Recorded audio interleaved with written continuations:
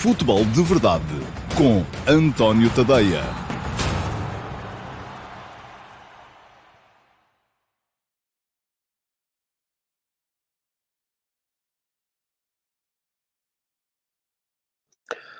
Ora, então, olá, muito bom dia a todos. Sejam muito bem-vindos à edição número, creio que é 34 do Futebol de Verdade para a temporada de 2024-2025. Hoje é feriado, tal como na semana passada o Futebol de Verdade, a sexta-feira calhou a um feriado, o que é bestial para quem quer fazer fins de semana alargados.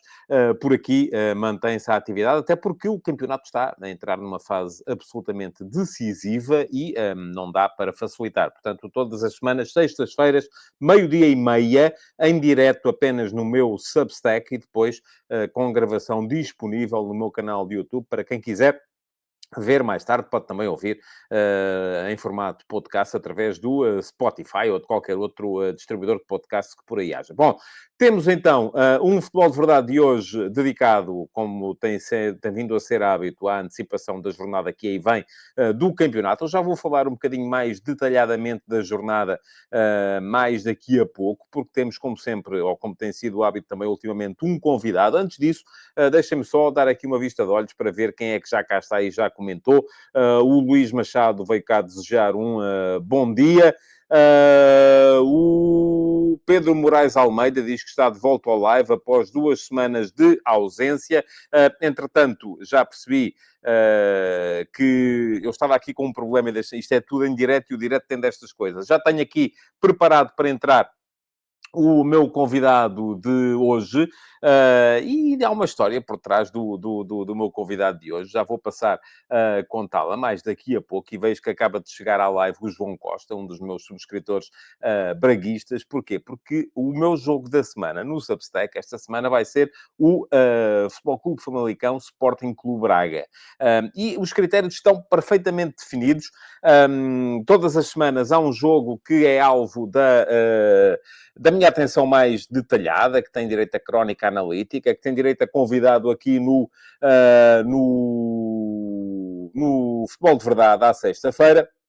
E a definição do jogo da semana não é feita de acordo com critérios comercialões, é feito pura e simplesmente de acordo com critérios de classificação. Todas as semanas eu olho para a tabela classificativa, vejo quais são os jogos, somo a classificação das equipas. É uma conta muito simples de fazer para cada jogo. Esta semana temos Sporting primeiro contra o Boa Vista, 17º, a soma dá 18. Temos Benfica segundo contra o AVS, 16º, a soma dá 18. Temos Futebol Clube do Porto, quarto, contra o Estrela da Amadora, 15º, a soma dá 19. E o jogo da semana é o Futebol Clube Famalicão Sporting Clube Braga. Porquê? Porque junta o terceiro ao sétimo e, portanto, a soma dá 10. Eu dei comigo a pensar, bom, quem é que eu vou encontrar que possa juntar o Futebol Clube Famalicão e o Sporting Clube Braga, e ao mesmo tempo dar aqui também um lamiré sobre a corrida para o título, e veio-me imediatamente à memória o Virgílio Lopes. O Virgílio Lopes foi campeão nacional no Sporting, mas começou a carreira, enfim, começou no Sporting, mas a carreira sénior, mas apenas como jovem promessa, lançada na altura na equipa do Sporting, até numa altura pós 25 de Abril, e isso também tem com certeza histórias para contar, e depois fez 3 épocas em Famalicão, portanto, início de carreira, início da afirmação na primeira divisão no Futebol Clube Famalicão como emprestado do Sporting, final de carreira no Sporting Clube Braga. Portanto, é alguém que tem coisas para dizer relativamente aos dois clubes e, aliás, ainda nos rimos os dois um bocadinho quando combinámos a participação dele no Futebol de Verdade de hoje, porque ele me dizia, epá, mas você assim não se safa, se não mete os grandes, você assim não se safa. Bom, duas boas-vindas ao Virgílio. Olá, muito bom dia, Virgílio, muito Bom bem-vindo dia. ao Futebol de Verdade. Não me deixa mentir, é mesmo verdade esta conversa toda que nós É tivemos. verdade. Mas eu queria muito falar aqui, como tem vindo a ser hábito, daquilo que foi a sua carreira, uma carreira de jogador que foi campeão nacional, que foi internacional. Eu lembro-me vagamente, porque apesar de tudo, apesar de já termos os dois barba branca, Você já tinha nascido. já. Ainda me lembro vagamente enfim, ainda me lembro dos cromos do Virgílio no Famalicão, enfim. E depois no Braga acho que já até já trabalhava. Mas, deixa cá ver, Sim, já trabalhava. No seu último ano de carreira já trabalhava. Bom, mas, de qualquer maneira, vamos falar um bocadinho da sua carreira, vamos falar um bocadinho daquilo que foi a sua passagem por Famalicão, daquilo que foi a sua passagem por Braga,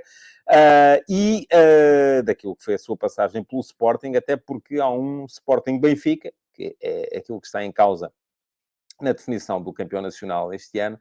Há um Sporting Benfica que é absolutamente decisivo para a carreira do Virgílio. Ele já vai contar essa história, com certeza, mais daqui a bocadinho. Primeiro, Virgílio, como é que foi isso de ir parar a Famalicão no início da sua carreira? Conte lá.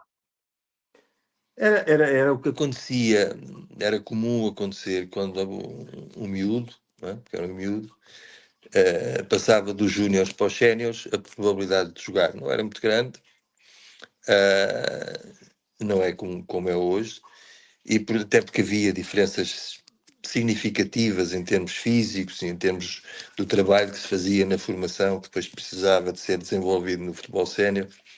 E, portanto, eu não fui emprestado para o Famalicão, eu fui dispensado em definitivo do Sporting. E estamos a falar em 76. Não, desculpa, em 78. 78, sim. É capaz de ser. Isso É não me 78, lembro. E, portanto, eu lá fui para o Famalicão comecei aí, então, a carreira a sério. Ou seja, ter que jogar todos os domingos. Não é a mesma coisa que ser suplente no Sporting, ou nem sequer ser convocado no Sporting, portanto, basicamente treinava e jogava uns jogos que havia naquela altura, os jogos de reservas. Também eram plantéis muito mais compridos, não é? Incluíam Eram jogadores da plantéis equipa de mais reservas. compridos e havia aquilo que eu me lembro é que a diferença entre a minha capacidade e a minha competência enquanto jogador de futebol e aqueles que estavam ao meu lado na cabine do Sporting era muito grande. Portanto, era muito difícil, havia um caso ou outro, mas era muito difícil conseguir impor-nos e conseguir jogar. Os 3 anos que estive em Famalicão, tive 1 ano na primeira divisão e 2 anos na segunda divisão, deram-me uma experiência e uma competência que me serviram muito depois quando voltei. Aí sim, já muito mais preparado e com outro espírito, muito menos amador. Eu recordo-me, só contar uma historiazinha pequenina, se permitir. Eu recordo-me Vamos a de isso. ter ido jogar pelo Famalicão às Antas para um jogo da Taça, no último ano que estava em Famalicão, e já tinha saído a notícia que eu tinha assinado pelo Sporting. E naquela altura os repórteres entrevistavam-nos dentro do campo, falavam connosco, andavam com o Bons microfone. tempos. Era muito mais interessante. E lembro-me de uma pergunta que um repórter, que eu não faço já a mínima ideia de quem era a pessoa, me fez mas você acha que tem hipótese no Sporting? E a minha resposta naquele momento foi, claro que tenho hipótese no Sporting. Eu vou para o Sporting e vou jogar, não tem problema nenhum. Eu vou ser titular do Sporting. E isto é uma alteração da forma como eu já entendia as coisas que eu não tinha quando estava ainda no Sporting. Ou seja, ainda havia aquela coisa, ok, sou jogador de futebol, estou aqui no Sporting, eles pagam o meu treino, e depois se jogar jogos, se for convocado sou, porque somos miúdos, temos 19 anos, 20 anos, mas o entendimento que eu tinha quando voltei, a forma como eu encarava a minha profissão, a forma como eu encarava as minhas competências, aquilo que era capaz de fazer, a confiança que tinha em mim, a importância que eu dava ao facto de chegar e ter sucesso, eram completamente diferentes. Completamente diferentes. Uhum.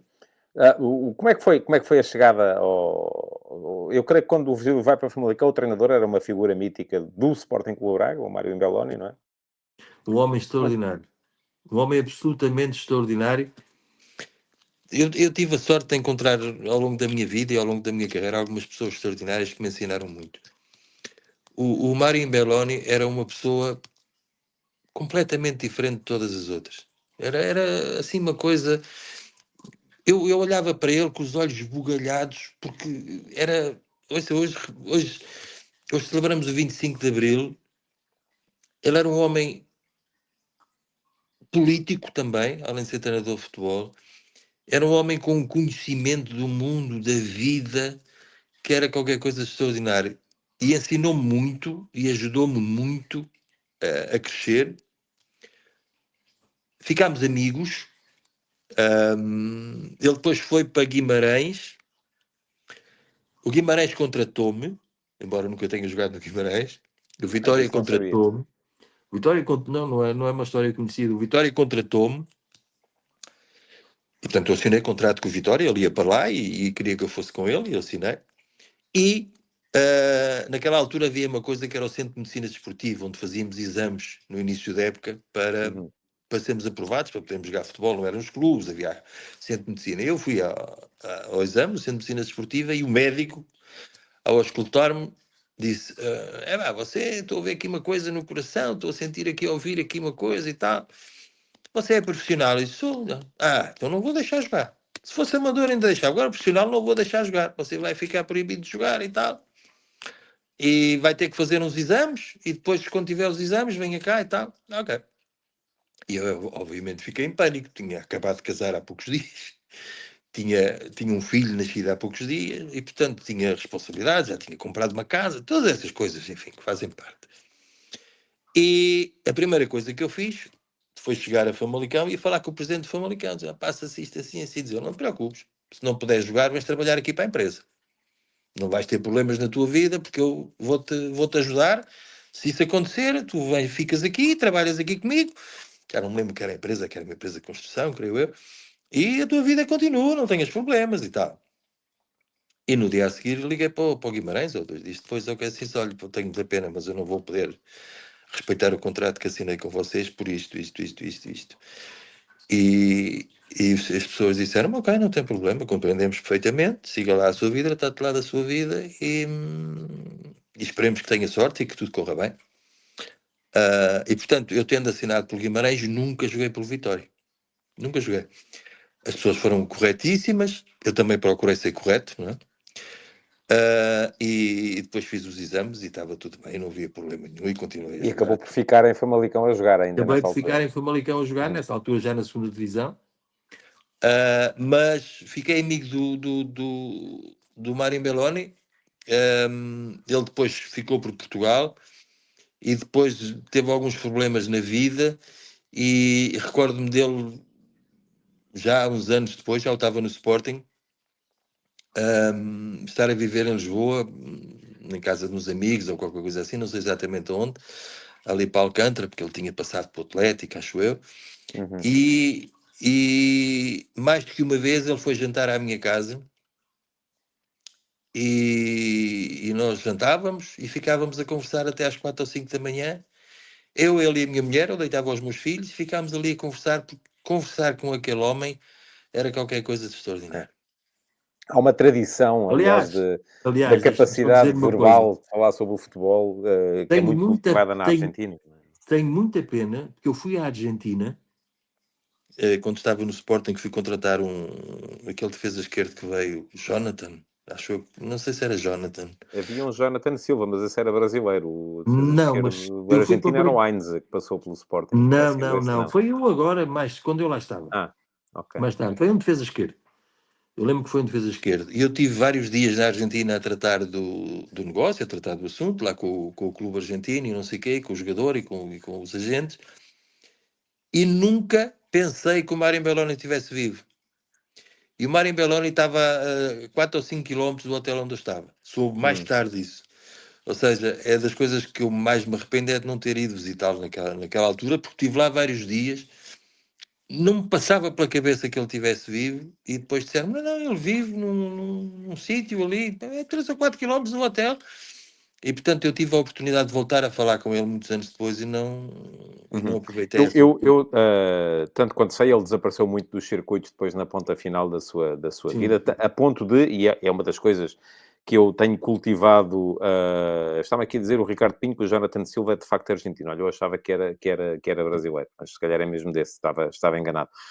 Mas estava a dizer que uma das coisas que eu cultivo no meu Substack é a rúbrica o F80, em que conta a história de antigos craques do nosso futebol. Está lá a história do Virgílio, que vos convido a pesquisarem e a ler. Eu vou deixar um link na versão do programa no YouTube. Está lá também a história do Mário Imbelloni, que as pessoas não fazem a mínima ideia da figura que era o Mário Imbelloni para o futebol argentino. Era um foi um jogador que no início da carreira, antes de vir de facto para Portugal, e era uma coisa que acontecia com muita frequência naquela altura, os argentinos, quando chegavam ao final da carreira dos jogadores, ainda vinham fazer uns anos valentes a Portugal, e foi depois sempre uma referência para o futebol argentino, mas foi alguém que desapareceu dos circuitos Sim. na ponta final da Há uma carreira, coisa que as da vida, pessoas... perdão.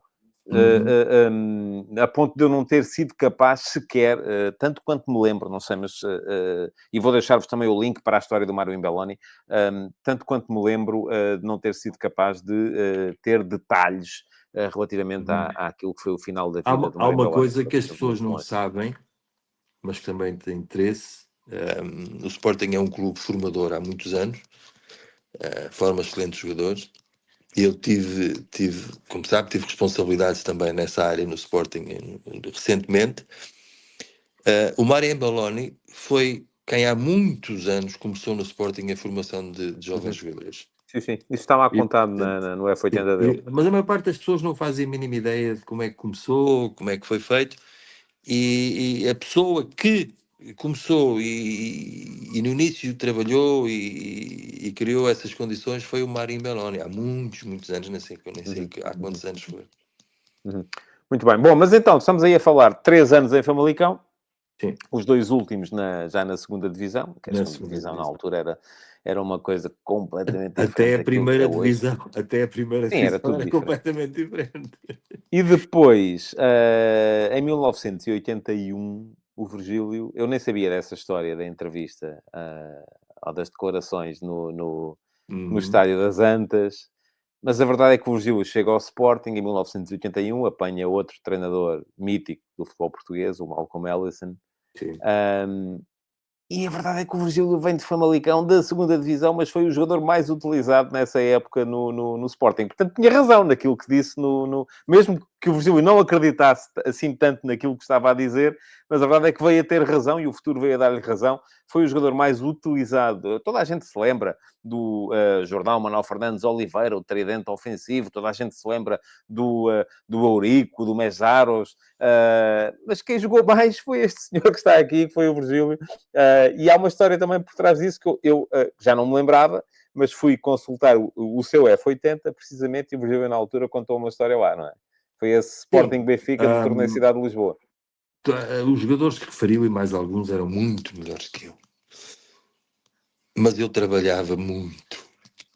E há essa história que eu já conto, mas há antecedentes dessa história. Eu fui, ainda no final da época anterior, fui com o Sporting, já com a autorização de Famalicão, fazer um torneio na Venezuela. E logo nesse torneio eu comecei a jogar uns bocadinhos, que era uma coisa que não era muito previsível, ou seja, fui eu e o Melo, que fomos as duas contratações desse ano, o guarda-redes. E não era uma coisa muito previsível que eu começasse a jogar. O Alisson veio, foi os Já primeiros foi o Alisson fazer já essa foi o digressão. Alisson, não foi connosco. E eu comecei a jogar uns bocadinhos e no treino eram-me dadas... enfim, ele incentivava-me e não sei o quê, porque aparentemente desde o primeiro dia gostou da minha forma de estar, da forma como eu jogava, sobretudo daquilo que eu trabalhava. Porque isto no futebol é tudo muito bonito, mas tem que se trabalhar muito, quer dizer, não há outra hipótese. E depois, nós fomos fazer a pré-época na Bulgária. E também aí, já, nós nessa pré-época jogámos um torneio que comemorava o não sei quantos aniversários da Bulgária, portanto é um torneio importante para eles. E já aí, também ao contrário daquilo que seria expectável para alguém que vinha da segunda divisão, eu fui convocado os jogos todos, joguei titular num ou dois, já não me recordo, talvez só num, mas entrei nos jogos todos. Ou seja, já aí havia uma coisa que não era muito expectável. Tipo, vem na segunda divisão, chega aqui, estão aqui os jogadores todos que estão no Sporting há uma carrada de anos e este tipo é que joga e ficam jogadores que normalmente até são titulares e não jogam e tal. Portanto, a coisa começou por aí. E no início da época, o Sporting e Benfica, fazia um torneio de verão, como havia em Espanha, era muito característico de Espanha, esses veraniegos, em que era o Sporting e o Benfica e Veio a eu seleção da Hungria nesse ano. seleção da Hungria, pronto. E o primeiro jogo que havia para o Sporting era um Sporting Benfica em Alvalade. E eu não ia jogar, ia ser suplente. E o Nogas, o Nogueira, ele é Nogueira, não é Nogas, antes do jogo, epá, senti ali um problema numa perna e tal, e o homem disse, não há problema, ó, tu, vai jogar tu. E claro que eu fui jogar, não é? Meio campo. E meio campo. E há dias na vida das pessoas em que mesmo quando fazem mal, corre bem. Mesmo quando erram, a coisa resulta. E aquele foi o dia em que eu fiz um jogo absolutamente fabuloso. Não, sei lá, não cometi um erro, não tive uma falha, nada. E depois, quando alguém faz uma coisa que não é esperada por ninguém, ninguém está à espera que apareça aquele tipo ali e que aquele tipo se destaque tanto e se note tanto, aquilo foi assim uma coisa. Toda a gente falava no assunto. Este gajo, pá, este gajo esteve aqui, era miúdo, não jogava nada, agora de repente aparece e joga tanto. É pá, isto é uma coisa extraordinária. E isso transformou a minha vida em termos profissionais. Porque, como diz, eu depois fui o jogador mais utilizado durante o campeonato todo. Uhum. Aquele que foi durante muitos anos o último título do Sporting. O Sporting foi campeão Durante nesse ano, 19, 81, 19 82, e anos. depois só voltou a ser em 2000. 19 anos. 19 anos. Creio que 19 anos. 18. Nessa E altura, depois o outro não jejum é que foi foram 18? 19. Foram Esses foram 18, pronto. 18. E o que é que acontece? Acontece que, epá, a partir daquele momento, o Virgílio deixou de ser um miúdo que até tinha jeito para jogar a bola quando era júnior e tal, mas não era nada especial, e passou a ter um tipo, este gajo é uma maravilha, este gajo joga muito. E isso permitiu-me jogar esses jogos todos. Atenção, eu não joguei esses jogos todos por ter feito aquele jogo com o Benfica. Joguei esses jogos todos porque depois tinha competência, semana a semana, para me manter lá. Claro. Para me manter lá. E foi assim. Foi assim, acabou por correr bem, e a partir daí eu fiz. Sabe que a diferença entre, no futebol, a diferença entre se fazer uma carreira boa ou nem sequer se chegar a ter carreira, depende muito destes pequenos pormenores e destes momentos. Eu, às vezes, os miúdos lá na academia, nós conversávamos com os pais e com eles, e eu dizia-lhes sempre: isto não, só há uma oportunidade. E nunca se sabe quando é que essa oportunidade vai surgir. E no momento em que ela surge, ou nós estamos preparados, e mais do que estar preparados, queremos muito que as coisas aconteçam. Porque não é esta história de jogar futebol e querer jogar futebol e ser jogador de futebol, não é só querer. É preciso querer muito acima do que aquilo do que é razoável, porque existe sofrimento, exige entrega, exige uma série de coisas que é preciso querer muito para se conseguir chegar lá.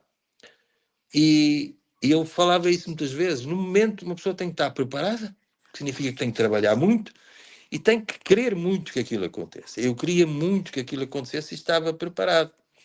Sabe que esta malta do futebol, um dos problemas dos miúdos às vezes é têm tanta qualidade que enquanto vão crescendo não precisam trabalhar muito. Porque a qualidade impõe-se por si só.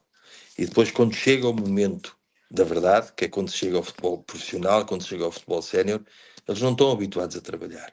E depois vêm os outros que tinham menos qualidade, mas que enquanto foram crescendo foram trabalhando muito e ultrapassam-nos com relativa facilidade, porque trabalhar para eles não é nada especial, é normal. E depois você tem jogadores que você nunca ouviu falar, que de repente se impõem no futebol profissional, e tem jogadores que você ouve falar durante uma série de anos, porque são futuro, porque não sei o quê, e chegam ao futebol profissional por isso simplesmente Não mudou desaparece. nada. É isso. É essa capacidade de trabalho que é fundamental. Muito bem. Bom, o Gil fez então ali depois, deixa cá fazer as contas, de 81 até 88, portanto foram 7 anos no Sporting, foi campeão uma vez, porque lá está, depois o Sporting entrou no seu primeiro Pois longo aquilo, jejum. aquilo desfez tudo, também é típico do Sporting.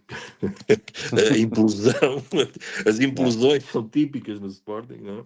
E foi o que E aconteceu naquela altura. depois foi internacional, mas a seleção naquela altura também Poucas não vezes, ganhava mas tanto ainda como teve esse, poucas vezes, mas ainda teve ainda teve esse esse gosto. privilégio. Sim. E depois acaba por ir parar em 88 a Braga, não é? Portanto, o Sim. regresso ao Minho. Como é que isso se deu? Conte lá.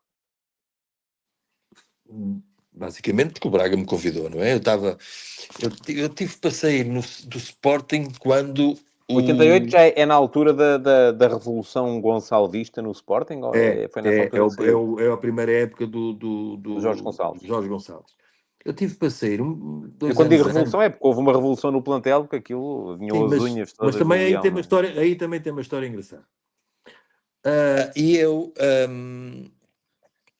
tive para sair 2 ou 3 anos antes, quando o Manuel José veio, porque nessa altura que o Manuel José veio, saiu o Jordão, saiu o Manuel Fernandes, saiu o Zezinho, ou Foi tudo seja, ter com o Alisson para Setúbal, não é? para Setúbal.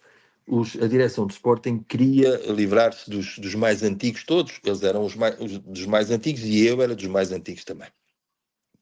E esta história eu soube depois, soube em março dessa época só.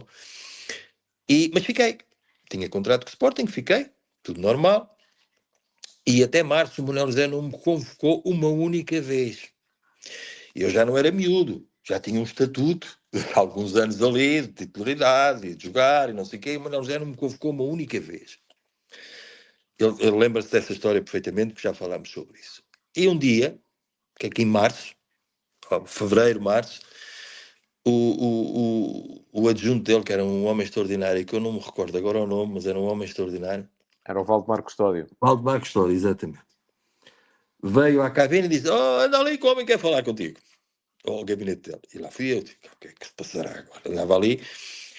Até março nunca ter sido convocado uma única vez, não é propriamente agradável. E disse: "Então diga, então, olha, isto é assim. Quando eu cheguei aqui, disseram: esse gajo tem que ir embora também." E eu disse-lhes: "Eu só o conheço por fora, mas vou querer conhecê-lo por dentro." E portanto ele fica. Eu disse: "Ok." Pronto, foi assim, está bem, porra, e tal. E era para dizer outra coisa. Eu acabava o contrato nesse ano. Era para dizer outra coisa. Domingo vai jogar. A partir de agora és tu e mais 10. E já dei indicações para renovares o contrato. Assim, do nada. E eu, a partir daquele dia, fui sempre titular da equipa de Sporting. Se forem ver àquela época, já não lembro qual é o ano em que o Manuel já está. Mas eu nunca apareço. A partir daquela altura, eu apareço e jogo os jogos todos. E jogo bem.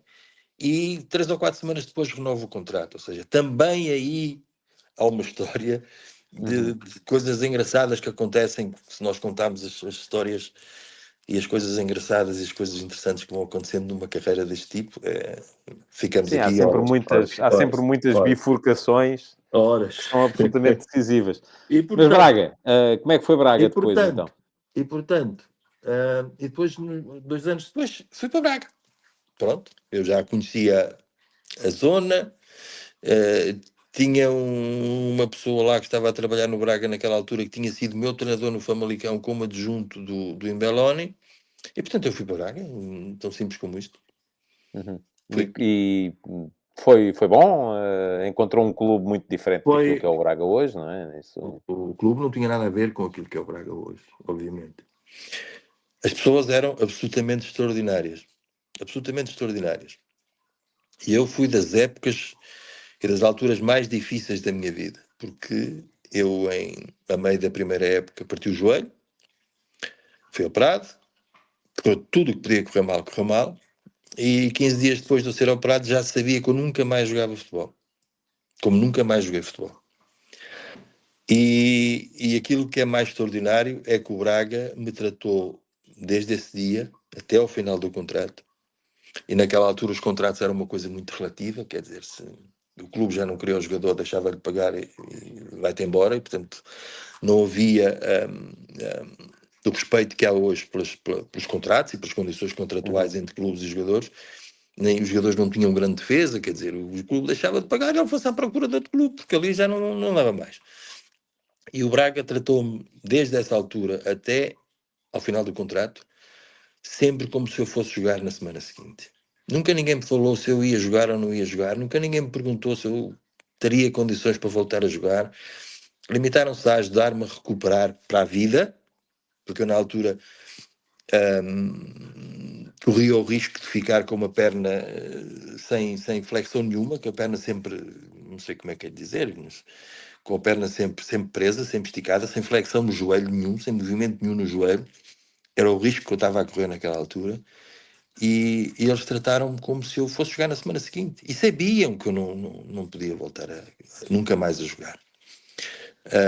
O Zé Mário, que está agora no Braga, foi uma pessoa extraordinária, que era na altura o fisioterapeuta, o massagista, chamava-se massagista do Braga. O Luís, que ainda está no Braga, que também era digamos, o segundo massagista. Foram pessoas que me ajudaram muito. Toda a gente em Braga me ajudou muito. As pessoas ajudavam os meus filhos, porque a minha mulher esteve comigo no hospital. Eu estive no hospital internado 2 meses e tal, ou 3 meses e tal Poxa, mas foi seguido. mesmo uma lesão daquelas, como Foi já uma não lesão. há, não é? Sim. Mas foi o quê? Foi ruptura... Partiu o cruzado e partiu o lateral. Ok. Interno. Mas a questão não foi a lesão em si, porque há 2 colegas meus que partem o joelho a seguir a mim, o João Mário, que é agora adjunto do Carvalhal, e o Tony, que é treinador algures, não sei onde, e que ao fim do tempo estavam a jogar, como toda a gente volta a jogar. Claro. O pós-operatório, houve problemas no joelho no pós-operatório que fizeram com que eu depois tivesse que fazer creio que 4 cirurgias plásticas e mais umas coisas que ao bloco era anestesiado e eles dobravam o joelho à força para aquilo não agarrar e depois voltava a estragar a cirurgia plástica e voltava a fazer cirurgia plástica. Foi um processo complicado, conduzido por um cirurgião plástico chamado Jorge Trigo, que era um homem absolutamente extraordinário. Eu tive sorte com algumas pessoas que encontrei na vida, que utilizou uma técnica para me recuperar o joelho que não era feita em lado nenhum. O meu joelho ficou famoso no mundo inteiro porque ele ia aos congressos e levava as fotografias e não sei o quê, ia explicar como é que tinha feito. E ele, no primeiro dia ou no segundo dia que me viu, disse: olha, isto é assim, eu posso fazer uma coisa e tu ficas com isso muito bonito, mas não mexes mais o joelho a tua vida toda. Ou posso fazer outra coisa que nunca foi feita, que eu acho que se pode fazer e que pode resultar. Se não resultar, voltas ao princípio. E o joelho está aí e está porreiro, não é? Espera aí, e depois, só uma coisa, e depois, O adjunto deles ia para a minha mulher: não deixes fazer, não deixes fazer. Mas eu disse: não, vamos fazer então. E foi um homem extraordinário. Foi na altura, eu recordo-me, foi na altura em que o muro de Berlim, e ele operava, o bloco operatório era a 5 metros do meu quarto, e eu estava internado, não tive muito tempo internado, e ele operava e nos intervalos das operações vinha conversar comigo sobre a União Soviética e sobre coisa e não sei o quê, e sobre o muro que estava a cair ou que ia cair e tal. E isso fez com que eu pudesse fazer uma vida normal, pudesse jogar depois mais tarde futebol nos veteranos durante muitos anos, mas como profissional acabei ali naquele momento. E em Braga, mas sobretudo em Braga, a forma como me trataram, o respeito com que me trataram, o carinho com que me trataram a mim e a minha família, isso não me esqueço. Muito bem. Deixe-me só dizer 2 coisas, Virgílio. A primeira, antes de entrarmos na atualidade do campeonato e vermos o que é que podemos esperar. A primeira é que, se quiserem, quem estiver no direto e quiser deixar perguntas ao Virgílio, estão à vontade. Aliás, tenho aqui 2 comentários. Um vem do Ricardo Pinho, que diz que há vários anos, por volta de 2015, 2016, teve a oportunidade de conhecer o Virgílio em Alcochete, quando ele trabalhava na formação do Sporting, que era uma pessoa de enorme simpatia e conhecimento. Não sei se está recordado, pode não estar. É eu não ouvi Ricardo o fim, Pinho, que disse... que o conheceu em 2015, 2016, em Alcochete, e que o Virgílio era uma pessoa de enorme simpatia e conhecimento, conforme está também aqui a demonstrar. E o João Costa, de facto, corrobora essa história que o Virgílio está a dizer relativamente à sua passagem por Braga, dizendo que ele jogou poucos jogos porque se lesionou e acabou a carreira. Nessas épocas, o Braga nem dinheiro para papel higiênico tinha. O Mesquita Machado, ex-presidente da Câmara, é que subsidiava aquilo tudo. Bom, É verdade. António, só uma coisinha. É verdade que o Braga tinha algumas dificuldades, mas eu recordo-me de que cada vez, porque eu estive internado muito tempo, depois regularmente tinha que voltar para fazer mais uma cirurgia plástica, ou não sei o quê, ao hospital. E eu saía de Braga com um cheque assinado em branco, porque eu só podia sair do hospital se fosse pago no momento em que saía. Eu não podia sair do hospital, não podia ter alta sem ser Estava pago. lá como refém. Ninguém acreditava muito nos clubes naquela altura, não é? E, portanto, eu saía de Braga com um cheque no bolso assinado, Uhum. que era para quando tivesse alta, poder pagar, preenchia o cheque, entregava o cheque e eles deixavam-me sair do hospital. Ou seja, o Braga tinha alguns problemas, mas nestas coisas não falhava. Uhum. Não falhava. Bom, vamos lá ver. O Ricardo Pinha acrescenta que na altura estava a acompanhar um clube grego que era o Skoda Shanti e que o Virgílio foi o Cicerone do Skoda Shanti na Academia de Augusto. É possível que sim. Não. Bom, Peço já desculpa, sabem. mas Eu queria dizer duas coisas. Uma delas era esta. Quem quiser deixar perguntas para o Virgílio está à vontade. A segunda é que já vi aqui aparecer o Zeca Matoso, que é o convidado que vem a seguir para colocar a pergunta do Discord. Ele já apareceu, desapareceu, voltou a aparecer. E a desaparecer, Zeca, podes ficar aí. Está a aparecer, ele está-me agora a fazer que sim com o polegar. Deixa ficar isso ligado, que é mais fácil. E assim, daqui a bocadinho, quando acabarmos a parte da conversa com o Virgílio, vamos passar então à pergunta da semana, à pergunta do Discord, que esta semana foi colocada pelo Zeca Matoso. Bom, Famalicão Braga. Jogo da semana no meu Substack. Eu devo dizer que esta equipa do Famalicão não é deste ano, é de há 3 ou 4 anos, desde aquele primeiro ano fantástico que o Famalicão fez quando chegou quando voltou à primeira divisão, com o investimento do Idanhofer tem tido sempre equipas que eu acho que ficam sempre aquém daquilo que valem. É aquilo que me parece. Eu estou sempre à espera de coisas fantásticas do Famalicão, todas as épocas. Mesmo assim, o Famalicão neste momento é sétimo, está a 5 pontos do quinto lugar. O jogo para o Famalicão importa. Porque o quinto lugar vai dar Liga Conferência. E é a Europa, é o que é. Às vezes para as equipas deste nível, a Europa nem dá lucro, mas dá conhecimento, dá experiência, dá traquejo, dá essas coisas todas, e é sempre importante lá chegar. Desde nos últimos tempos, o Famalicão em casa tem sido uma equipa muito complicada. Não perde desde 30 de dezembro, quando perdeu ali com o Santa Clara.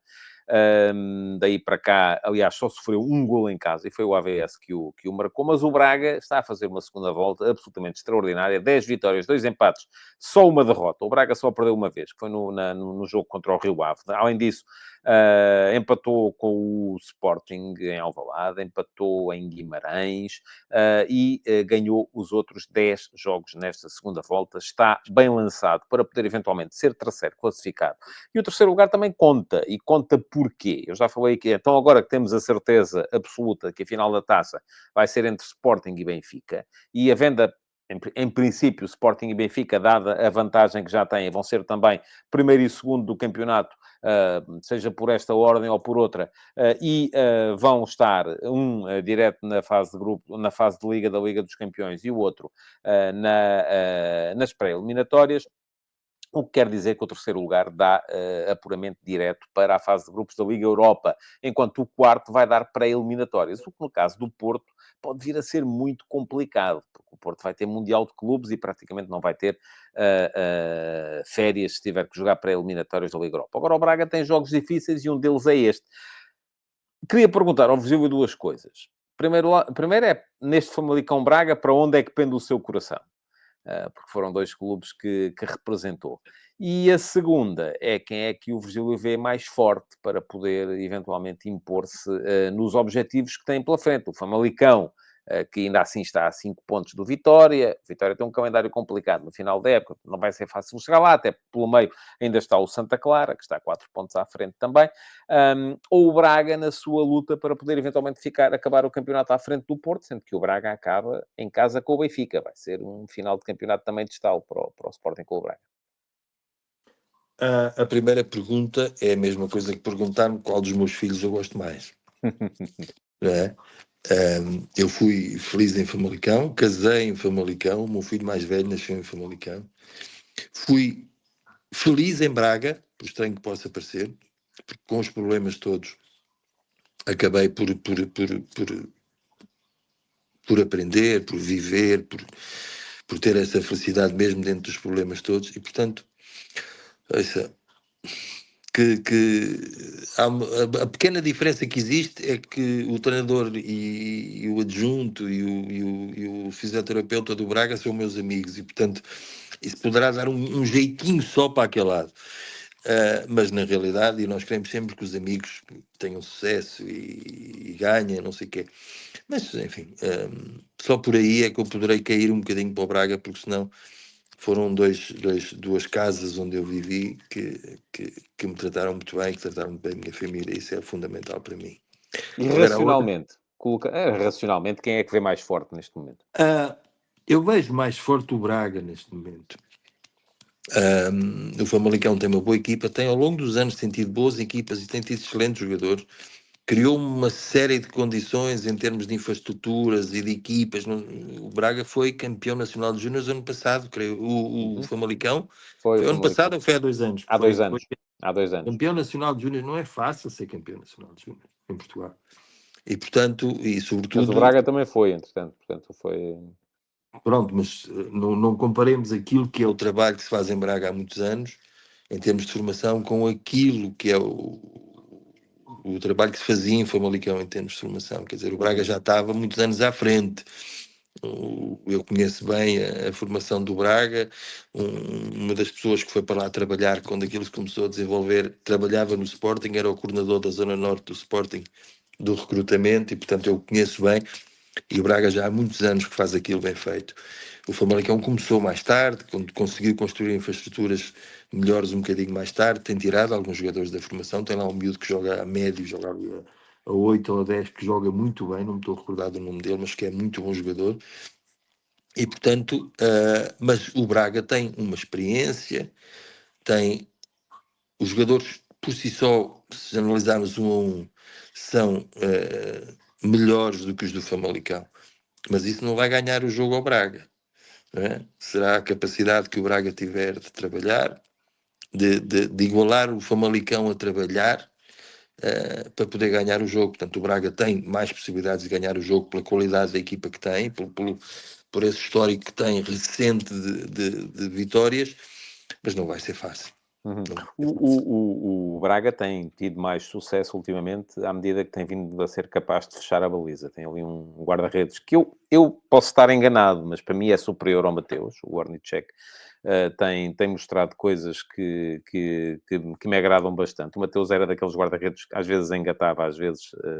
enfim, ainda não vimos o chamado lado lunar do Ornicek, mas é uma equipa do Braga que tem vindo a ganhar segurança e à medida que tem vindo a ganhar segurança tem vindo a ser mais forte.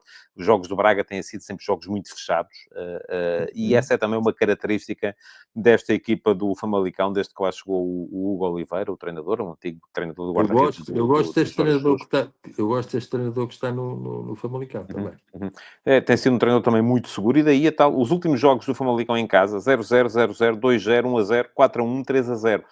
O Famalicão, este ano, em Famalicão, ganhou ao Benfica, empatou com o Futebol Clube do Porto, perdeu com o Sporting, perdeu mais jogos, mas ainda numa outra fase, porque desde que, lá está, desde a viragem do ano, tem vindo a ser uma equipa muito forte nos jogos em casa. Antevejo um jogo, de facto, muito, muito fechado, mas tem sido essa a história recente, tanto do Famalicão como do Sporting Clube Braga.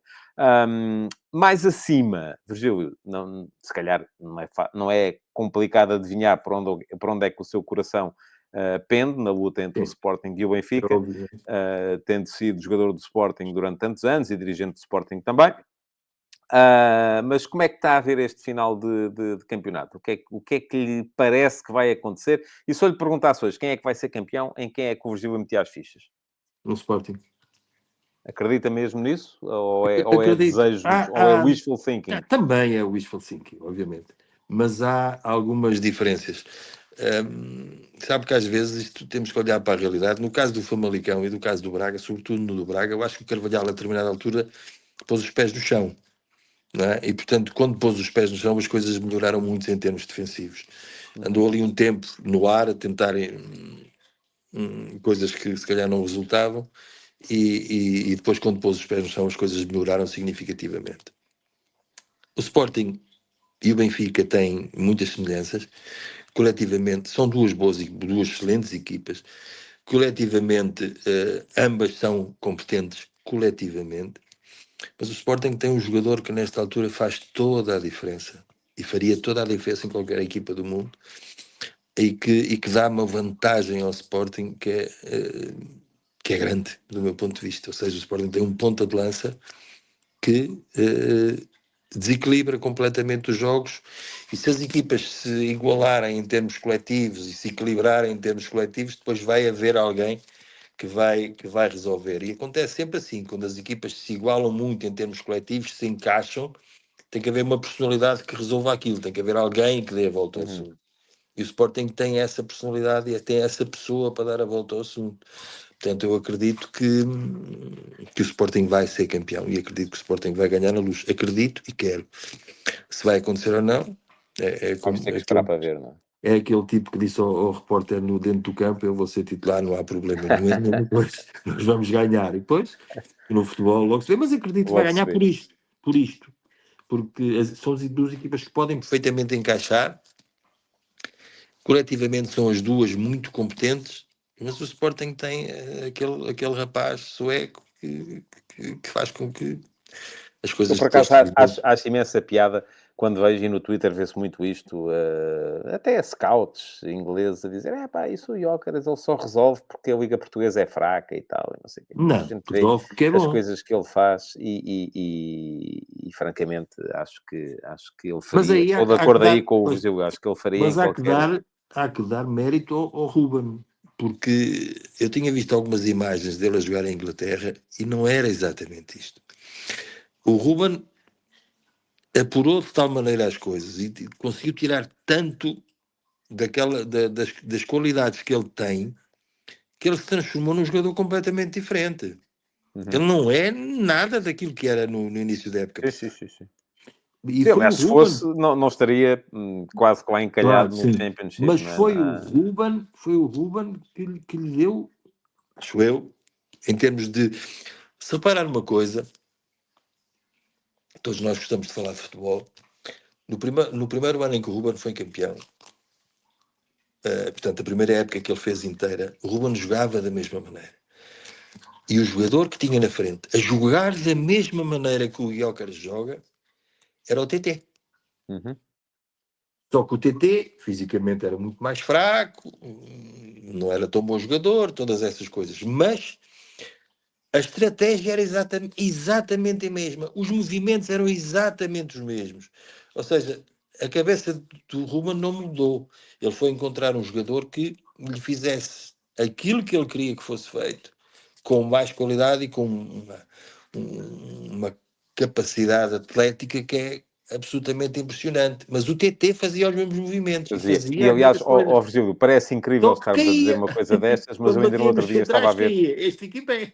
Cai os centrais. ainda há dias estava a comentar isso, a dizer que a gente agora vê o Manchester United jogar e vê os padrões que o Ruben Amorim tinha no Sporting, só que com jogadores que não estão de todo preparados para aquele tipo de futebol. Não quer dizer que sejam melhores ou piores. Para aquele futebol, de facto, não são jogadores que sejam Sabe que um preparados. dos problemas dos jogadores de futebol é quando ficam ricos, não é? Pois, também há Deixam de isso. ter fome. O Ruben Também há referia-se muitas isso. vezes a isso. A fome. Deixam de ter fome.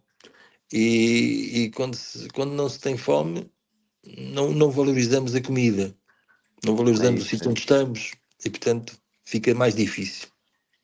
Virgílio, olha, muito obrigado por este Nada. bocadinho e Foi um prazer. por este input aqui à próxima jornada e a tudo aquilo que foi a sua carreira rica. Foi um gosto vê-lo vamos nos encontrando por aí. O programa vai seguir. Vamos fazer aqui uma brevíssima análise àquilo que vai ser a próxima jornada, para depois então dar o palco aqui ao Zeca Matoso, que tem uma pergunta interessante a fazer sobre direitos de transmissão na Liga Portuguesa. Muito obrigado, Virgílio. Até uma próxima Bom dia. oportunidade. Foi um prazer. Bom, tal como eu estava a dizer, vamos ter uma jornada, e aliás esse é o título deste programa, uma jornada muito virada para aquilo que os aflitos podem fazer face aos grandes. Porquê? Porque, tal como já disse, vamos ter uma jornada em que, tirando o Sporting Clube Braga, que vai jogar com o Famalicão, os outros primeiros classificados têm jogos contra equipas do fundo da tabela. Há esse Estrela da Amadora Futebol Clube do Porto, que é já amanhã, e o Estrela da Amadora Porto, enfim, o Porto está neste momento numa situação complicada, não só por causa de estar atrás do Braga, e vai jogar já sabendo o que é que o Braga fez em Famalicão. O Braga joga em Famalicão já hoje à noite, o Porto joga na Amadora amanhã. Estrela da Amadora precisa de pontos, está aflito para poder sair daquela situação ainda assim complicada em que se encontra. É uma equipa que, do ponto de vista defensivo, não tem sido particularmente fiável, mas o Porto também não tem tido no ataque a sua maior arma, e entra neste jogo depois de uma semana conturbada, uma semana em que houve todos aqueles problemas de disciplinares por causa do aniversário do Otávio. Portanto, jogo complicado ainda assim para o Futebol Clube do Porto, como, apesar de tudo, eu estou convencido que pode vir a ser o jogo do Sporting no estádio do Bessa. O Sporting vai jogar contra o penúltimo. Seria completamente diferente enfrentar o Boa Vista no Bessa se o Boa Vista não tivesse ganho em Faro na semana passada, porque aí o Boa Vista já entraria em campo com a alma entregue ao criador. Assim não vai ser, não vai acontecer. O Boa Vista já está próximo do AVS e da posição de play-off. São 3 pontos. O AVS joga com o Benfica no Estádio da Luz. O Benfica a jogar em casa, em princípio, enfim, também dizíamos isto antes do jogo com o Aroca, mas em princípio não terá uma dificuldade por aí além para vencer o AVS. O AVS defensivamente também não tem sido uma equipa forte, tal como o Boa Vista não tem sido, mas o Boa Vista tem esse fator. Tem 2 fatores adicionais, que são, por um lado, o ter voltado a acreditar, e parecia que o Boa Vista estava absolutamente condenado, mas a vitória em Faro deu ali uma injeção de crença, e por outro lado também a entrada recente do treinador, do Stuart Baxter, treinador veterano, que aparece para vir dar então uma nova alma à equipa do Boa Vista. Eu acho que o Sporting continua a ser amplamente favorito para ganhar, até porque o Sporting vai jogar, e tanto quanto as notícias nos têm dito, vai jogar no estádio do Bessa, dominado por adeptos verde e brancos, porque tem havido uma corrida enorme à compra de bilhetes por parte dos adeptos do Sporting. O Sporting é favorito, naturalmente, mas estou convencido que pode vir a ter algumas dificuldades neste jogo, dificuldades que não antevejo, pelo menos para a equipa do Benfica, no jogo em casa contra o AVS. Depois ainda há uma outra jornada antes do Benfica Sporting, que é onde eu creio que tudo vai ficar decidido. Mas já sabem, no Substack, o jogo da semana, esta semana, é já hoje, é o Famalicão Sporting Clube Braga, o que quer dizer que amanhã, além da Entre Linhas, que é o meu artigo de revisão da semana, que sai sempre aos sábados, vamos ter a crónica analítica deste Futebol Clube Famalicão Sporting Clube Braga, e depois, na segunda-feira, até porque tanto Sporting como Benfica jogam no domingo, na segunda-feira, o espaço habitual do Último Passe vai rever um bocadinho aquilo que foi o fim de semana futebolístico no que toca à luta pelo título. Já sabem que podem seguir o endereço que está a passar aqui em baixo, tadeia.substack.com, para fazerem a vossa subscrição. Há subscrições gratuitas que dão acesso a quase tudo aquilo que está lá publicado, e depois há também subscrições premium que vos custam 5 € por mês e que podem, além de vos darem acesso a tudo o que são conteúdos gratuitos, vos dão acesso ao arquivo, vos dão acesso ao meu servidor de Discord, vos dão acesso ao meu canal de Telegram, vos dão acesso à possibilidade de colocarem perguntas nos diretos do Futebol de Verdade, e vos dão acesso aos textos que são exclusivos para subscritores premium. Ora, um dos subscritores premium do meu Substack é o Zeca Matoso, que está à espera, pacientemente, de entrar. Porquê? Porque todas as semanas nós temos aqui no Futebol de Verdade a pergunta que vem do Discord. A malta que está no meu servidor de Discord. É uma tertúlia com várias salas de conversação, onde vamos tendo inúmeras conversas sobre futebol. Tem também uma chat room que se chama Perguntas do Discord, onde vocês deixam perguntas e depois eu seleciono todas as semanas uma pergunta para trazer aqui e para conversar um bocadinho com o autor da pergunta sobre o tema. Ora, a pergunta desta semana, cá está ela, foi colocada pelo Zeca Matoso, que tem como imagem de perfil ali um emblema do Benfica, deixa logo não deixa dúvidas nenhumas relativamente àquilo que é a sua preferência clubística. E o Zeca pergunta o seguinte, já agora tenho outra pergunta, isto é porque ele tinha deixado uma outra, mas que era meio repetida, relativamente a uma das últimas de que eu aqui respondi. Qual seria o melhor modelo para os direitos televisivos em Portugal? Sou benfiquista, diz o Zeca, tenho plena noção do peso do meu clube no valor global do campeonato português, por isso defendo um modelo que tenha em conta esse peso, mas que possibilite às equipas pequenas financiarem a sua atividade de forma sustentável. Ora, muito bem. Bem-vindo, Zeca. Muito bom dia. O Zeca percebeu agora que já estava aqui em direto. Muito bom dia. Já percebi que está a trabalhar, não é? Sim. Estou a trabalhar. O Zeca, tanto quanto sei, chegou ao meu Substack por indicação da Daniela Teixeira, que a Daniela Teixeira, eu não sei se ela é angolana, se é portuguesa, e já percebi que o Zeca está em Angola, não é? Porque está a trabalhar, em Portugal é feriado, em Angola não é. Benfiquista, conte lá, como é que aqui apareceu, como é que cá chegou, e até que ponto é que está a ser gratificante a experiência?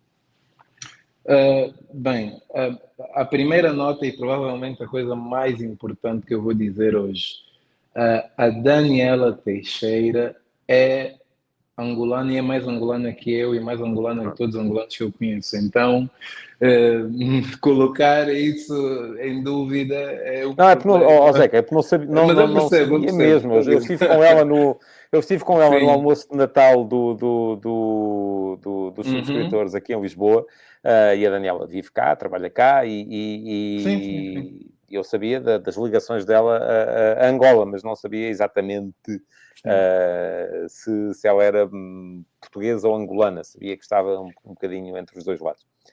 Sim, exatamente. Bem, então... E ela está a ver, porque já deixou aqui um comentário a dizer que o último jogo para o lado do Benfica também não vai ser fácil, porque o Braga eventualmente estará nessa altura a lutar pelo terceiro lugar. Portanto, ela está a ver e se calhar já me está a jurar pela pele. Mas... Exatamente.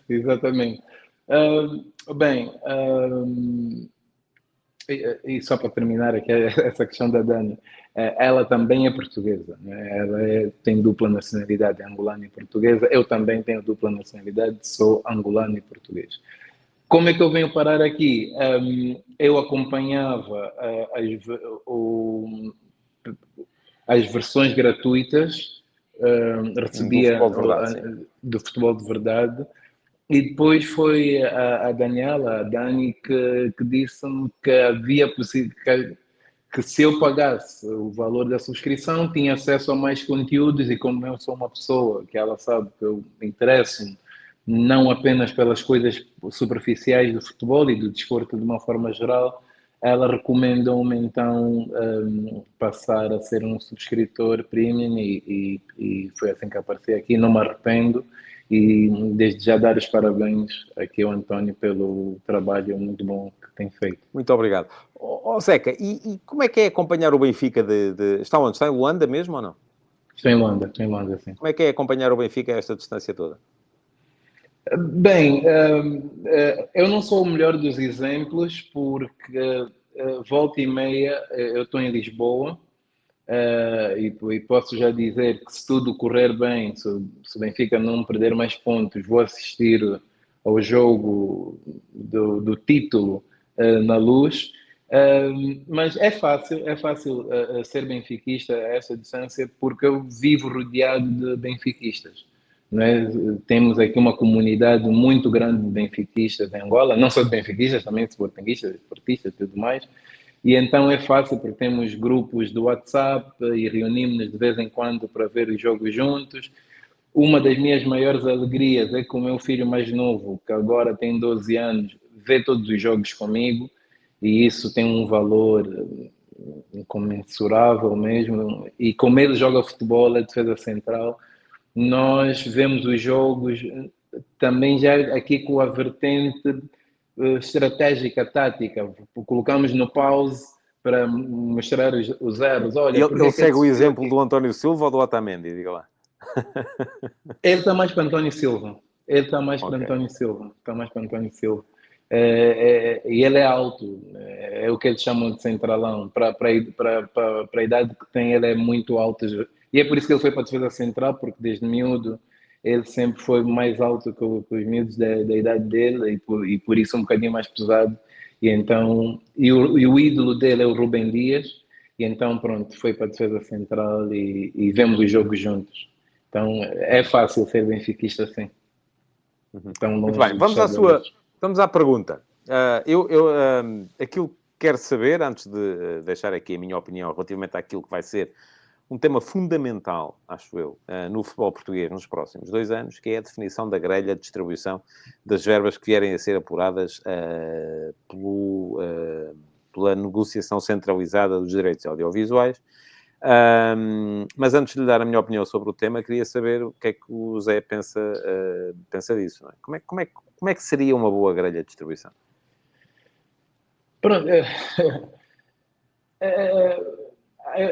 eu estou aqui dividido entre dois mundos, não é? Porque, obviamente, eu debato isso com amigos benfiquistas e há aqui uma corrente mais conservadora ou fundamentalista que diz que nós, Benfica, em qualquer dos cenários, temos que ter o maior bolo. Em qualquer dos cenários. E há outro cenário em que é mais parecido, por exemplo, com aquilo que se faz na Inglaterra e que é aquilo que eu acho mais justo, que é o de ter sim, um valor fixo que é dividido por todos os integrantes da liga e depois ter ali duas variáveis, que seria, ou três. Uma que eu acho muito importante, que é um valor menor, reservado para os escalões de formação e para os clubes da segunda divisão, e outras duas que teriam que ver com a classificação dos 2 últimos ou dos 3 últimos anos, ou 4 últimos anos, e uma última que é mais difícil de avaliar, que tem que ver então com isto, que é a dimensão mediática de cada clube, não é? Ou seja, aquele clube que tem mais audiência, os jogos têm mais audiência, que leva mais gente ao campo, que vende mais merchandising e tudo mais, então haver aqui um racional de encontrar-se um valor para também esse clube receber um valor adicional. E então este seria o modelo que eu defendo, ou que eu defenderia, de modo também, e a pergunta que eu fiz antes desta, e que o António já tinha respondido antes, ou noutra semana, porque a mim preocupa-me mesmo muito o nível de competitividade em Portugal, porque eu vejo o Benfica por vezes na Europa, e quando digo Benfica, Braga, Guimarães e tudo mais, que às vezes não conseguem dar mais porque não têm capacidade de recursos financeiros, né, para competir. E já não digo competir com as Barcelonas da vida, competir com aquelas equipas do meio da tabela da Europa. E isso é grave. Isso é grave. Mas isso é uma das... Eu deixo-me dizer, Zeca, que estou de acordo com quase tudo aquilo que o Zeca aqui explicou. Eu sou e percebo a lógica de quem está de outra forma neste mundo, mas estou para o futebol como estou para a vida, e acredito... Eu acho que escrevi aqui há tempos um texto sobre isso, chamado Futebol de Direita e Futebol de Esquerda. O que eu acho estranho é que haja pessoas que conseguem colocar-se na vida de uma maneira em que acham que a receita deve ser distribuída e depois colocarem-se no futebol de uma maneira completamente diferente, dizendo, não, mas aqui no futebol é tudo para mim. Não, eu acho que as pessoas têm que ser mais ou menos coerentes nestas coisas. Eu acredito na distribuição equitativa ou mais racional, mais equilibrada da receita que dá o futebol. Agora, acho que não pode ser igual para todos, como é evidente. E acredito nos critérios que o Zeca aqui explicou. Acho que há uma verba que sim, aliás, é um pouco assim em tudo aquilo que são provas que se fazem por aí afora, com negociação centralizada dos direitos televisivos. Há uma verba fixa, que é igual para todos, que é a verba por participação, e depois há uma verba variável, que eu acho que deve ter que ver com essas nuances que o Zeca aqui enunciou. Estamos a falar de mérito, Só tenho dúvidas que tenha que ser a classificação das últimas 4 épocas. Acho que pode ser a classificação daquela época, a última época. O primeiro recebe uma determinada percentagem, o segundo uma determinada percentagem, e por aí fora até chegar ao último. Uma verba que tem que ver com a implantação social, e isso é evidente que não pode ser negado, porque há clubes que têm mais implantação social, e em Portugal isto é particularmente desequilibrado. Eu acho que 95, atenção, e já sei que há aqui malta que não é nenhum dos 3 grandes, e temos sempre o Jorge Teixeira e o João Costa estão sempre a puxar a brasa à sardinha deles, para dizer que não, mas eu acho que 95% dos adeptos de futebol em Portugal são adeptos de um dos 3 grandes, e portanto não há grande volta a dar a isso. E depois, essa verba que eu acho que também tem que ser contemplada, que tem a ver com o investimento que é feito em formação, em infraestruturas, em futebol feminino, tudo aquilo que são, neste momento, aspectos que não dão receita direta no futebol, mas que são fundamentais para o crescimento da modalidade, devem ser também contemplados. Isto é, não me interessa ter uma equipa ou estar a premiar financeiramente um clube que depois não investe na formação. Um clube que depois não investe no futebol feminino, que não investe em infraestruturas. Ainda há bocado na conversa com o Virgílio estávamos aqui a falar do Famalicão e do Braga, foram campeões nacionais de júniores, e que, no caso do Famalicão, havia ali aquela questão entre o clube e a Câmara e a SAD por causa das infraestruturas e do centro de formação de alto rendimento que está a ser construído. Isso é importante, que os clubes continuem a fazer isso. Agora, o que me parece a mim é que a grelha que vai sair daqui vai ter que contemplar estas 4 variáveis. E a grande questão é quais são as variáveis mais elevadas e quais são aquelas que são mais reduzidas.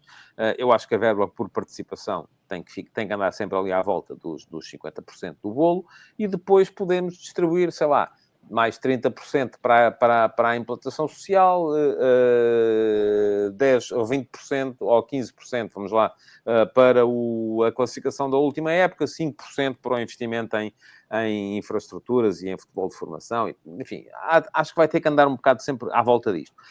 O problema é que houve aqui uma série de compromissos políticos ou... eu nem sei o que é que lhes hei de chamar, assumidos pelas pessoas que estiveram à frente da Liga, que deixaram as pessoas... Quando assim, os políticos, quanto mais prometem, mais dificuldades vão ter para cumprir aquilo que prometeram. E acho que foram feitas promessas que são absolutamente impossíveis de cumprir. Nomeadamente a de que ninguém vai perder. É claro que se vai perder. E eu acho que se ia perder de qualquer maneira, mesmo sem negociação centralizada. Nós temos que ter a noção de que houve contratos feitos em 2015, 2015, que foram contratos muito acima daquilo que o futebol vale. O futebol em Portugal, neste momento, não vale aquilo que os clubes grandes estão a receber por ele. E tanto não vale que há cada vez mais pirataria. Isto é, e estamos a ver o que está a acontecer em França. Em França, DAZN comprou 8 jogos de cada jornada e começou por pagar 400 milhões de euros por ano. E atenção que temos a Liga Portuguesa a dizer que tem um estudo que promete 300 milhões. Eu acho que não vale. Esses 400 milhões de euros a DAZN já quis saltar fora. Já começou por pagar só 375. Depois não pagou. E agora, neste momento, já há uma proposta em cima da mesa para 200. E porquê? Porque o que é que diz a DAZN?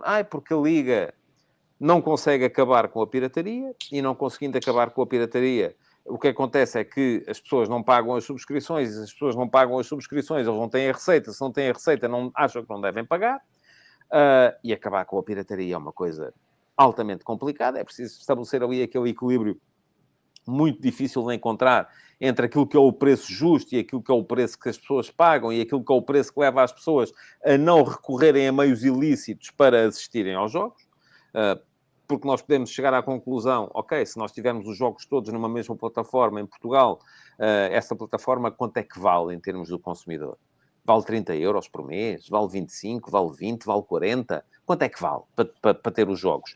Mas uma coisa é o que vale e outra coisa é aquilo que cada um de nós depois está disponível para pagar. Sobretudo se puder ter um servidor de IPTV em que paga 30 euros por ano e tem tudo, não é? E aí as pessoas também se sentem um bocadinho mais inclinadas para essa solução.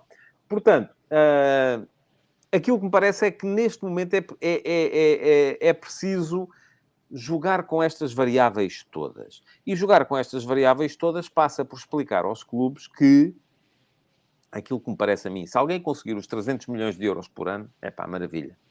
Tenho muitas dúvidas que isso venha a ser possível numa realidade como é a realidade do futebol português. E depois, como é que vão ser distribuídos? Vamos supor que são 200. Vamos supor que são 250. Não sei. Enfim.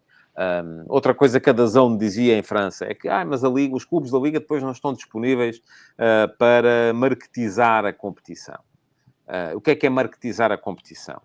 Eu acho extraordinário como é que hoje, 2025, não existe ainda na Liga Portuguesa uma estrutura que... Enfim, não existe porque não tem os clubes todos, mas no dia em que tiver, é uma estrutura que faça aquilo que faz, por exemplo, a UEFA com a Liga dos Campeões. Em que tem magazines, em que tem media events, em que tem tudo aquilo que são coisas que nos permitem canalizar público para o conteúdo, fazer com que o conteúdo seja valorizável. Por exemplo, eu aqui estou a falar quase como gestor de produto e não como jornalista, porque são muitas vezes interesses que são antagónicos. As pessoas falam muito, e eu sei porque estava lá, daquilo que foi, por exemplo, a realização televisiva do famoso Benfica Sporting Clube Braga da época passada, em que o Di Maria encosta a cabeça ao árbitro e em que isso não foi refletido na transmissão. Porquê? Porque os direitos televisivos da Taça de Portugal, neste momento, em Portugal, são centralizados. A Federação Portuguesa de Futebol fez isso. E como são centralizados, são controlados pelo detentor dos direitos. E como são controlados, há um caderno de encargos que se aplica, seja ao Benfica, ao Sporting, o Porto, o Braga, o Famalicão, o Santa Clara, o Vitória Sport Clube, seja quem for. Eles, no caderno de encargos, há claramente a noção de que esse tipo de acontecimentos não é para ser refletido nas transmissões, porque eles querem valorizar o produto, não querem valorizar a dissensão, não querem valorizar a confusão.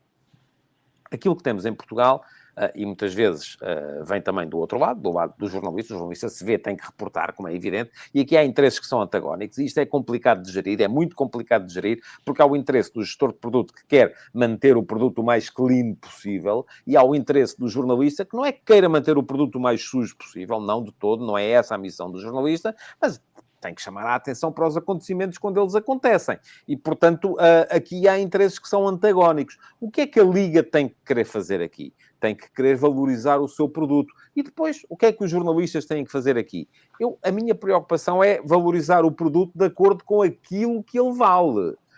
De acordo com aquilo que é o valor notícia, de acordo com aquilo que... Não é esconder as coisas, atenção, não é isso que eu estou a defender, eu acho que o jornalista nunca deve fazer isso, também não deve ser o contrário, também não deve ser puxar pela polémica estéril só mesmo para fazer barulho e caçar o clique, por isso mesmo estou numa plataforma de subscrição, e não numa plataforma em que faça valer o clique e faça valer Agora, tudo isto faz parte da realidade.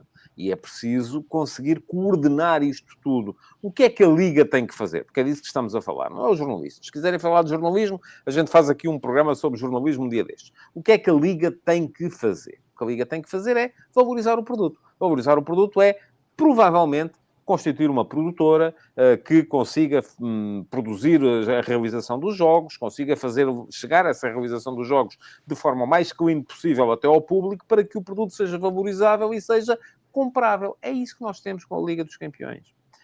Agora, há uma coisa que o Zeca disse aí, que é... faz-me confusão que depois os clubes portugueses não possam competir com os clubes internacionais, já nem é com os Barcelonas, é com os outros e tal. Mas isso é absolutamente normal, porque nós temos num mercado que vale muito pouco.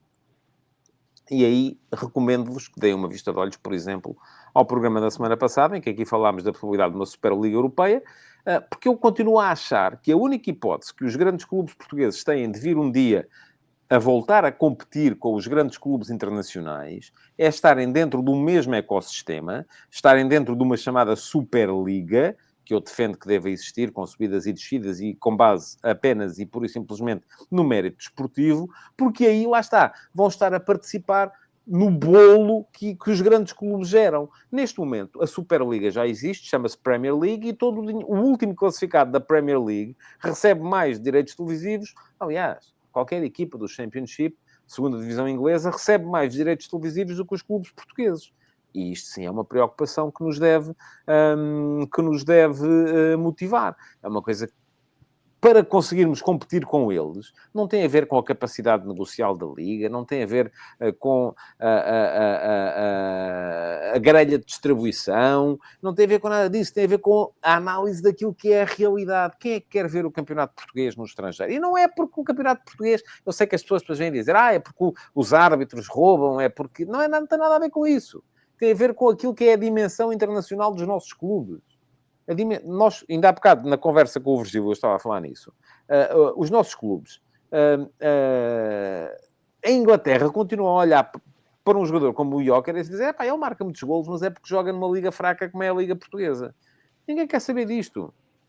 A gente passa, há a diáspora e há a África de língua oficial portuguesa, que olham muito para os nossos clubes, e eu sei que há imensos adeptos do Benfica, do Sporting, do Porto, até do Belenenses, do Boa Vista, fora do país, mas são ou portugueses imigrados, ou imigrantes de segunda ou terceira geração, ou africanos de língua oficial portuguesa que, cresceram, e eu calculo que o Zeca tenha...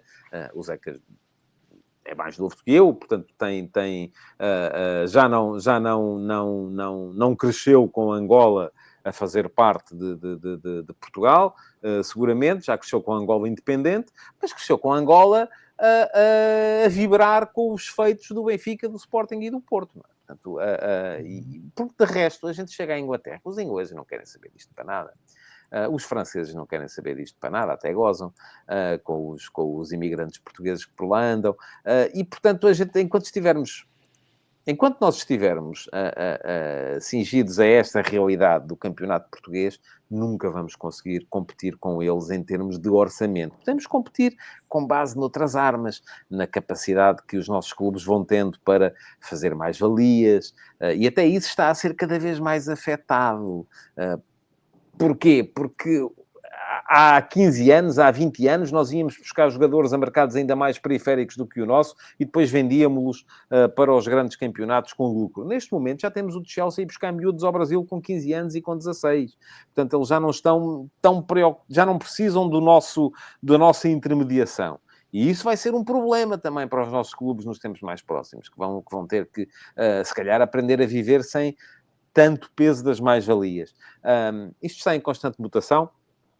A grelha de distribuição dos direitos televisivos vai ser fundamental para percebermos o que é que vamos ter daqui para a frente, mas a verdade é que andámos a vender, sobretudo aos adeptos, eu acho que os dirigentes dos clubes já perceberam, mas sobretudo aos adeptos, andámos a vender uma solução maravilhosa que não vai acontecer. Porque não há dinheiro para isso e porque neste momento o futebol, quer queiramos, quer não, o futebol português não vale, acho eu, enfim, estou a dizer isto, do alto da minha capacidade para mandar palpites. Não tenho aqui nenhum estudo de mercado que me permita dizê-lo. Mas acho que não vale os 300 milhões por ano que andam a ser prometidos. E não valendo, acho que é bom que os clubes e os adeptos, sobretudo, comecem a perceber que vão ter que fechar um bocadinho a torneira e apostar noutra maneira de ir buscar dinheiro. Zeca, estamos de acordo, não é? Sim, estamos de acordo. Entretanto, há aqui a questão da aprovação desses modelos, não é? Porque a Liga é formada por quem? Pelos clubes. E então o que eu gostaria de saber é que a tua opinião é como é que o António vê os clubes, principalmente os grandes, a chegarem a um entendimento sobre esse modelo, porque cada um, e infelizmente tem sido essa lógica em quase todas as questões, defende mais os seus próprios interesses do que os interesses comuns. E então, olhando para aquilo que é o futuro próximo da Liga e esse tema dos direitos descentralizados, como é que o António acha que Benfica, Porto e Sporting se vão posicionar? Eu acho que eles vão tentar encontrar uma maneira de lixar os outros, basicamente. Não é, não é por não gostarem dos outros, é porque querem mais para eles, e eu acho que isso vai acontecer, e acho que vamos ter ainda assim uma distribuição um bocadinho mais desequilibrada do que têm outros campeonatos. E eu aqui, assim, eu não acho de todo que os grandes só existam para... Porque também sou sensível àqueles argumentos de, então, agora vamos estar a tirar ao Benfica, ao Porto e ao Sporting, que andam na Europa e que conseguem fazer pontos na Europa para dar aos outros, os outros não vão, e acabamos por ser todos prejudicados por causa disso. Eu acredito que ganhamos em ter uma liga mais equilibrada. Mas também não pode ser equilibrada de forma artificial. Isto é, não podemos aqui criar um equilíbrio que não existe. Portanto, eu acho que vamos acabar por ter uma distribuição ainda assim um bocadinho mais desequilibrada do que existem, mas não tão desequilibrada como é agora. Porque também não acredito nessa coisa. Até costumo dizer, muitas vezes vá o Luís Mendes, que está em Moçambique, enfim, não está em Angola, está aí do outro lado, no Oceano Índico, em vez de estar no Atlântico. Costuma dizer que lá no nosso Discord, que o Benfica tem que ter, obviamente, muito mais, porque também é benfiquista, lá está. Enfim, o Benfica não pode ter tudo, porque senão faz um campeonato sozinho. E os outros também estão no campeonato, também precisam de ter capacidade para estar nesse campeonato. Mas acredito que pode haver uma distribuição ainda assim um bocadinho mais desequilibrada. Olha, a Daniela diz que é angolana e que o Zeca devia estar com uma camisola do Benfica mesmo a trabalhar. Pronto. Já vais ouvir. E diz ainda, sou a Benfica desta aula, uma divisão dessa receita mais equilibrada exatamente para aumentar ou tentar a competitividade da Liga. O Jorge Fernandes, que é belenenses, e portanto não vai receber nada da distribuição enquanto o Belenenses não voltar à Primeira Liga. Defende que devia ser 60% pela classificação da Liga, 20% pelo número de adeptos nos estádios, 15% pelas audiências televisivas e 5% de fundo para melhoramentos de infraestruturas. E diz ainda que os 60% podem ser pelo número dos pontos conquistados ao invés da classificação. Não percebi agora se ele defende que quem fica em último deve receber mais, mas acho que não. Diz o Filipe Oliveira, seja qual for o bolo, a dividir por 5, um fator de classificação, média dos últimos 5 anos, percentagem de ocupação do estádio, média de ocupação e audiências, sendo que... ok. Pois, ou depois faz aqui a conta e tudo, acho que isto já é demasiado. Diz o Jorge Fernandes que 20% é o número bruto de adeptos do estádio e não a taxa de ocupação, ok? Pronto, há aqui muita malta a deixar sugestões para a distribuição do dinheiro. Não temos nem tempo, nem capacidade para estar aqui agora a entrar neste nível de detalhe. Sugiro que a malta no Discord discuta isso com um bocadinho mais de profundidade. Zeca, muito obrigado pela tua participação.